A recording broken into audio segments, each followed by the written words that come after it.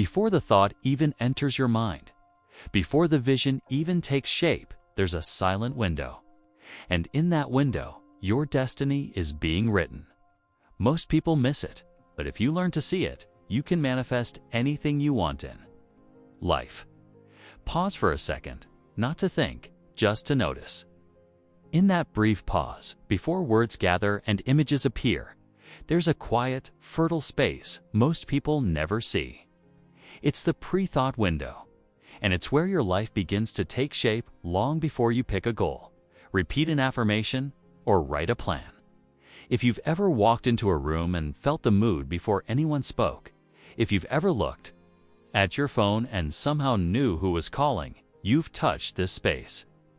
It's subtle, but it's powerful, and once you become aware of it, you stop living on autopilot and start steering the ship.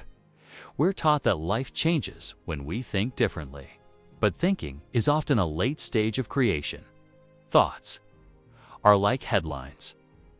The story was already written in the quiet.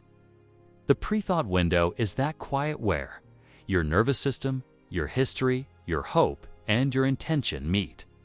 It's the moment your body chooses a signal before your mind chooses a sentence. That's why two people can repeat the same affirmation and get two very different results. The words match, but the window doesn't. One person speaks from calm certainty, the other from hurry and doubt. The universe hears the sender, not just the sentence. Imagine you're standing at a crossroads in your career. A new opportunity shows up, good money, bigger title, but something in you clenches. Before you list pros and cons, before you Google reviews, there's a micro flinch, a soft pull, a whisper you almost ignore. That's the pre-thought window. Offering a readout. If you rush past it, you'll rationalize your way into a choice that looks smart and feels wrong. If you honor it, you'll let your intention tune the space. I choose growth with peace, not growth with panic, and the thought that follows will carry that frequency. Now, your plan isn't just clever, it's congruent. Most of us miss the window because the world is noisy. We wake up in reaction: news, email, calendar, caffeine. By the time we slow down, the day is already speaking for us. But when you learn to feel the space before the thought, you reclaim authorship. You notice the first brushstroke before the canvas fills. You feel the water before the wave crests. And here's the breakthrough. You can condition that space. You can breathe into it, relax it, aim it so that when your thoughts arrive, they land on fertile ground. This isn't about perfection or superstition. It's practical. Picture a difficult conversation with someone you love. If you enter with a racing chest and a tightened jaw, your first thoughts will tilt defensive, your words sharp, your timing off. If, for 60 seconds, you settle your breath and set a simple intention: I value connection over being right, the pre-thought window shifts. Now the thoughts that rise will be steadier. You'll ask better questions, hear what they actually meant, and say what you truly feel. Same situation, different seedbed. That's the power of this hidden space. You felt it in your best moments. Before your greatest decisions, you were clear without trying to be clever. Before your boldest action, you didn't over-explain. You simply knew. That knowing wasn't an accident. It was a clean, pre-thought window. And you felt its opposite 2 days, when everything felt uphill, when every idea had grit in its gears. The difference wasn't luck, it was calibration. You were either in sync with the quiet, or you were drowning it out, so here's the invitation. Start noticing the first 2 seconds before you think, when the email arrives, before you reply. Notice when the idea pops, before you analyze. Notice when the fear flickers, before you justify. Notice. You don't have to fix anything yet. Just catch the window, because awareness is the door to influence, and influence is the door to manifestation. Later, we'll tune it, we'll aim it. But first, we claim it. Your life isn't only shaped by what you think, it's shaped by where your thoughts are born. Master the birthplace, and the thoughts will take care of themselves.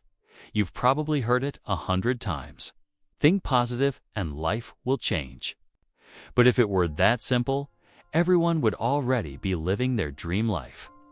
The truth is, thoughts alone don't create reality. They matter, but they're only the surface. What actually drives manifestation is the state you're in before. The thought arrives, think of it like planting seeds. A seed can look perfect, but if you drop it into toxic soil, it won't grow. Your thoughts are the seeds. But the soil, that's your pre-thought state.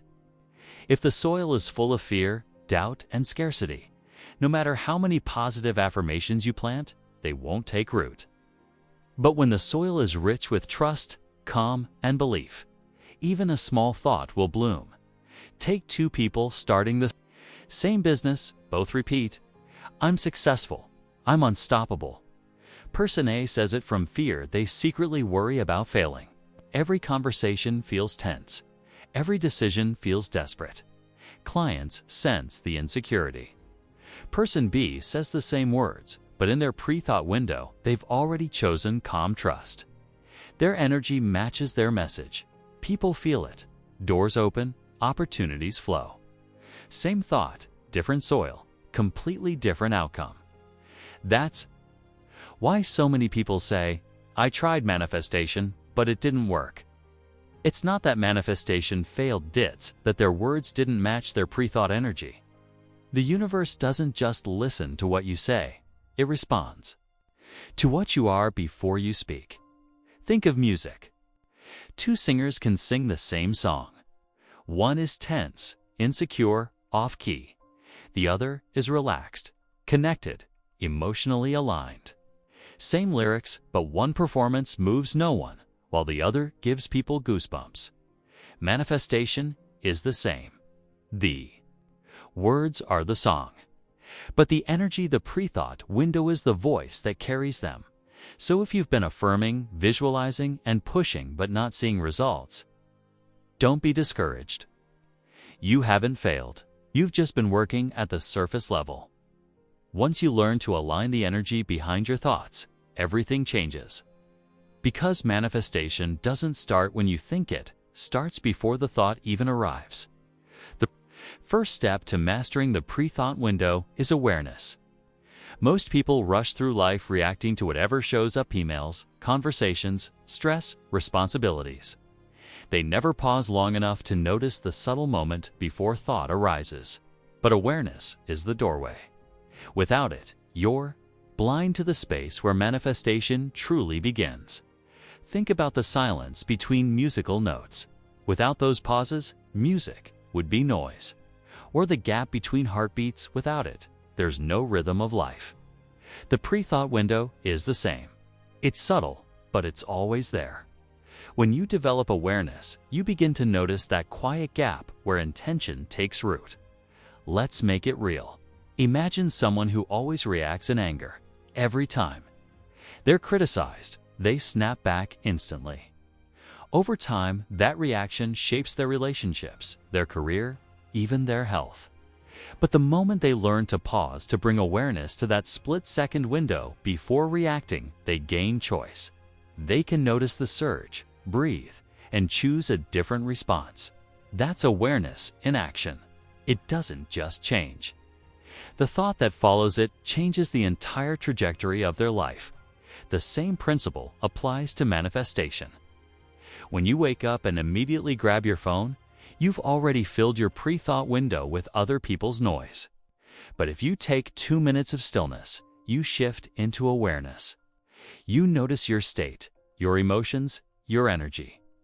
From that place, you can guide the thought that comes next instead of letting it control you. Awareness isn't about meditation on a mountaintop, it's practical. It's taking a breath before you reply to an email. It's noticing the tension in your chest before you speak. It's recognizing when your body feels open or closed before you make a decision. These small acts of noticing give you access to the window. Here's the truth. You can't direct what you don't first observe. If you're unaware of the window, you live in reaction. But the moment you bring awareness to it, you step into authorship. You stop being a passenger in your own life and start becoming the driver. Awareness doesn't just open the window, it hands you the keys to it. If awareness opens the pre-thought window, then emotion is the color that fills it. Before a thought takes shape, emotion sets the tone. That's why two people can face the same situation but experience it completely differently. Because the emotional state they carry into that pre-thought window determines the quality of the thought that follows. Think of it like light shining through stained glass. The light itself is neutral, but the glass colors it. In the same way, emotion colors the raw energy of the pre-thought window. Fear, anger, doubt, those colors distort your thoughts, bending them towards scarcity and limitation. Gratitude, joy, love, those colors expand your thoughts, opening possibilities and solutions. The thought itself is shaped by the emotion that preceded it. Take a simple example. Imagine you're about to give a big presentation.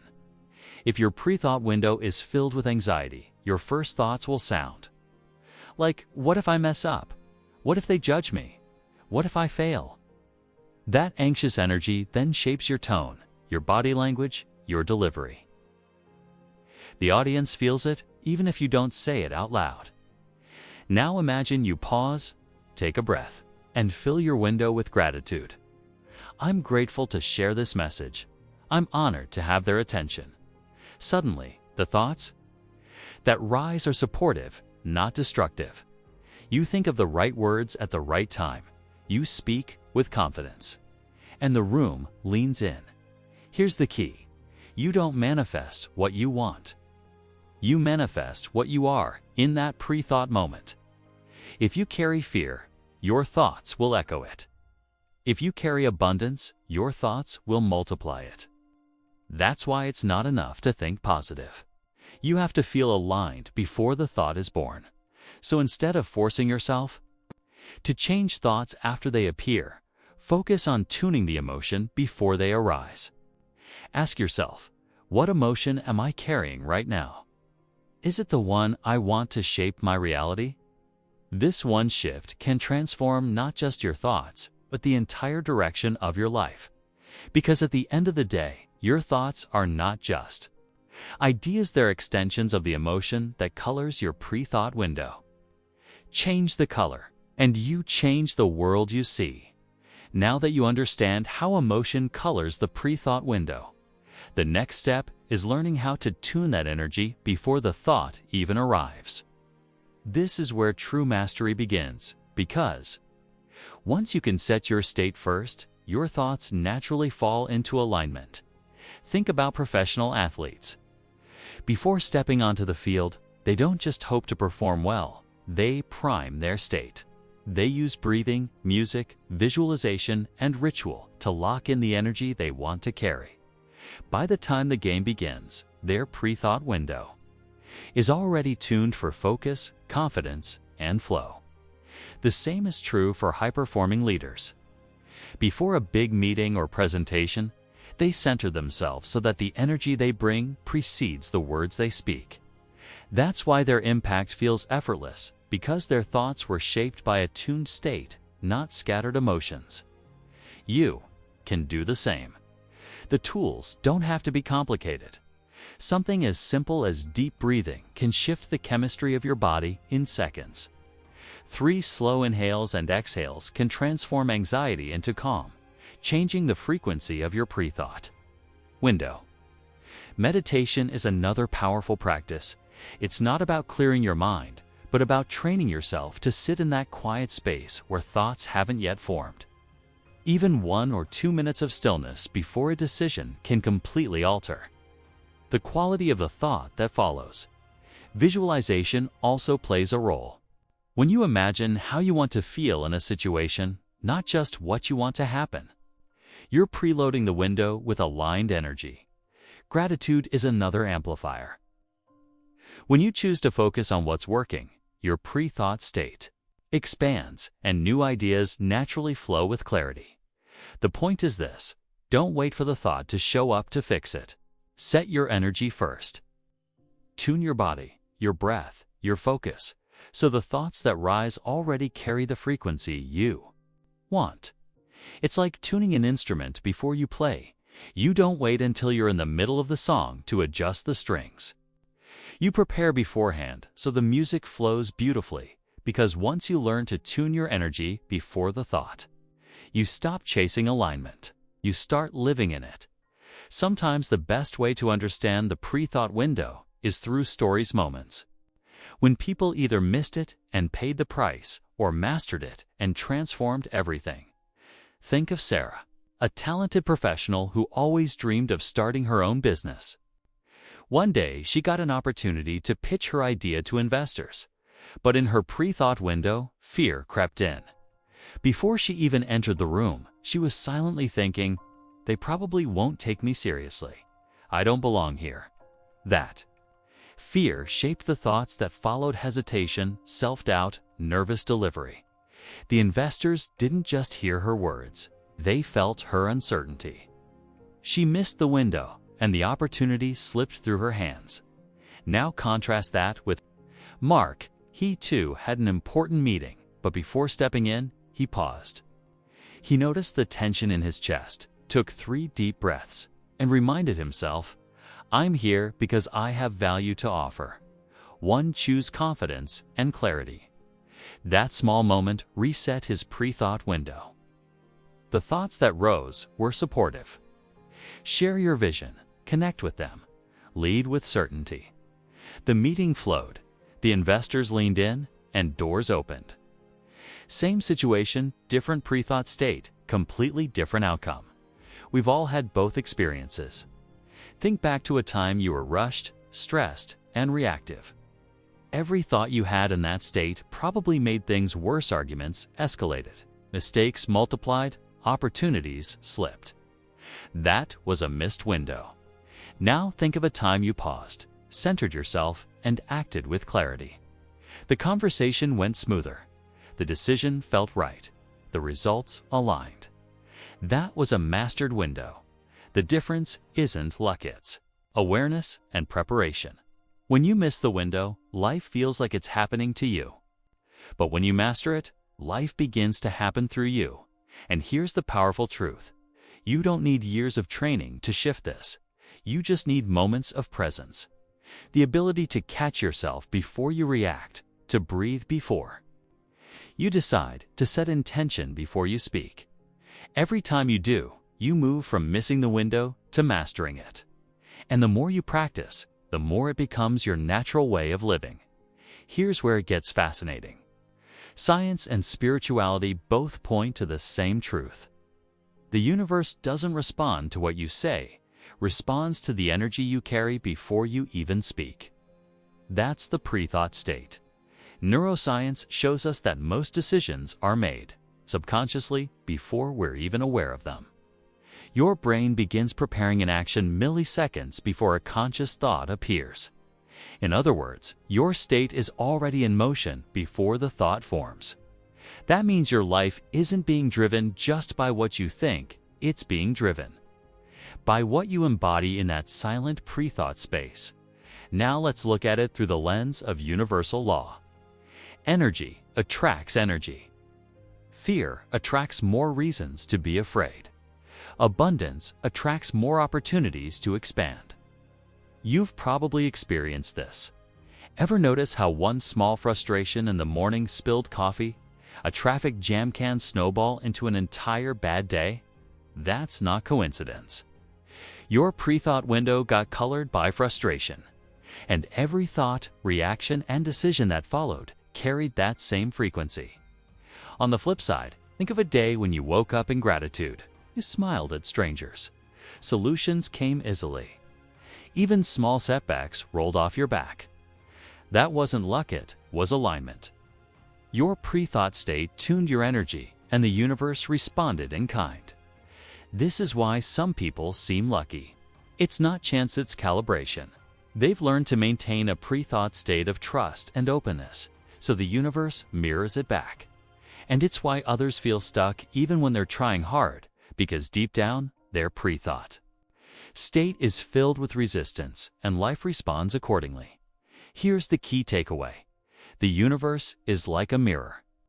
It doesn't reflect the words you speak, it reflects the energy you hold. If you want different results, you don't just change what you say. You change what you are before you say it. When you begin to live consciously in your pre-thought window, you stop battling the world and start harmonizing with it. Life stops feeling random and starts feeling responsive.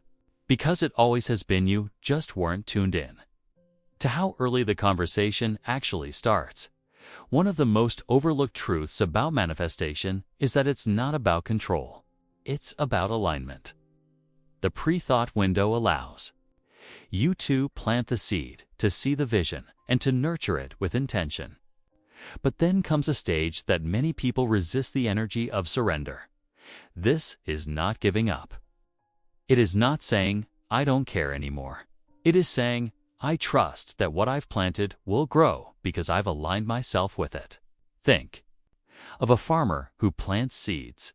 He doesn't dig them up every day to check if they're growing.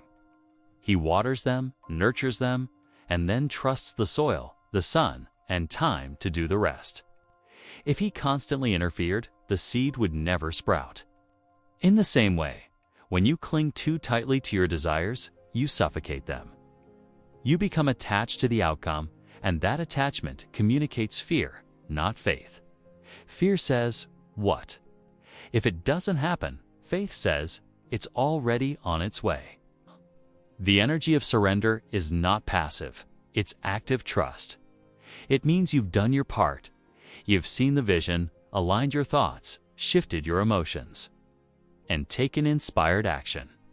Now you release the need to control every detail of how and when it shows up.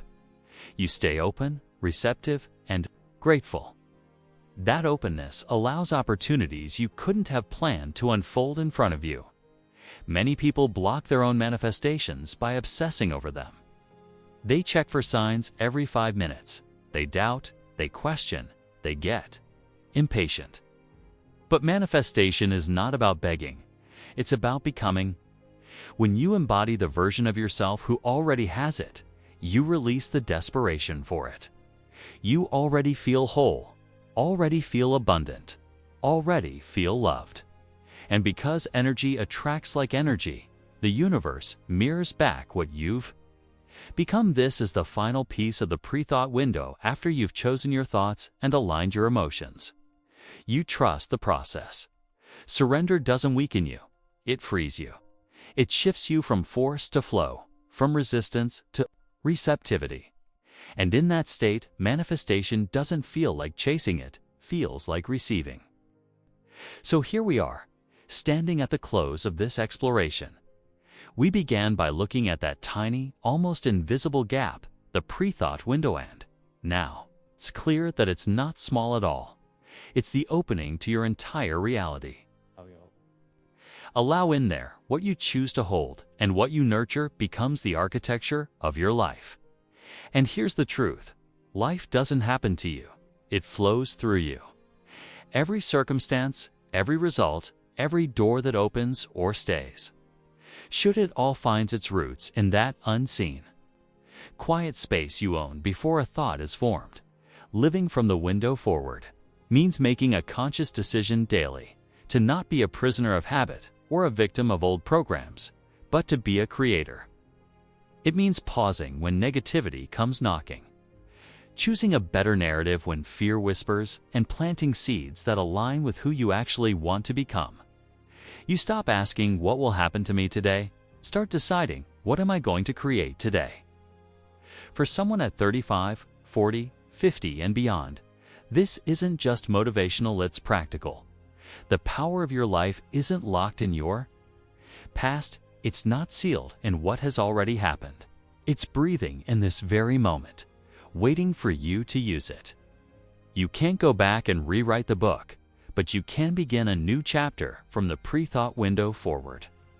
That's where freedom starts, and here's the challenge. Tomorrow, When you wake up, catch that very first window. Before you touch your phone, before the noise of the world barges in, pause. What will you allow in? What story will you choose? That's the doorway to manifestation. That's how you begin to shape a reality that doesn't just repeat the past but creates the extraordinary. So don't waste that space. Guard it, honor it, use it. Because your life is nothing more than the sum of what you plant in that sacred window day after day. And the moment you decide to own it fully, that's the moment your life begins to change forever.